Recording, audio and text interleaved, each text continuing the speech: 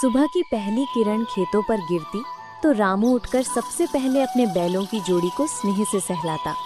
चलो मोती, चलो राजा, आज बहुत काम करना है, वो मुस्कुराकर कहता।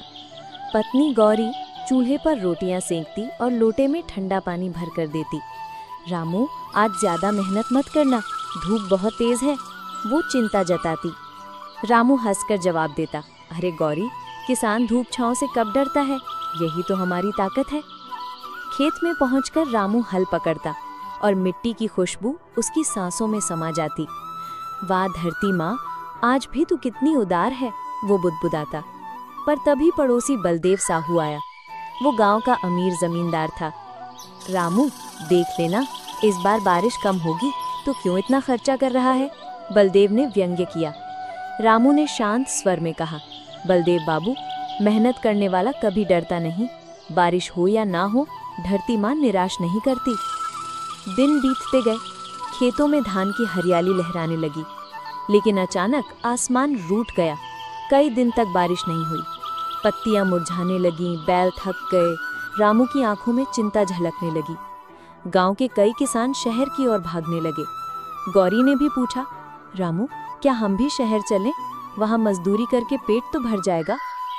रामू ने गहरी सांस ली और बोला, नहीं गौरी, मैं किसान हूँ, खेत छोड़कर भागना मेरे वश की बात नहीं।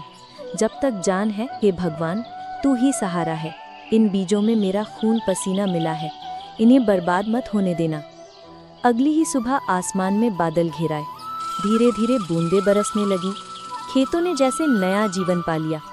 रामू ने अपनी हथेलियां फैलाकर उन बूंदों को पकड़ा और बोला, देखा गौरी, मेहनत और विश्वास कभी खाली नहीं जाते।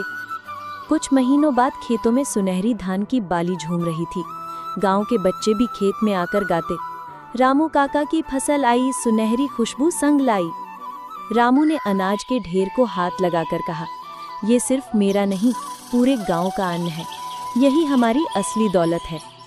फसल बेचने के बाद रामू ने सबसे पहले कर्ज चुकाया, फिर बची रकम से बेटी गौरी बिटिया के लिए स्कूल की फीस भरी। बेटी ने किताबें हाथ में लेकर कहा, बाबा, मैं बड़ी होकर डॉक्टर बनूंगी और गांव के लोगों का इलाज करूंगी।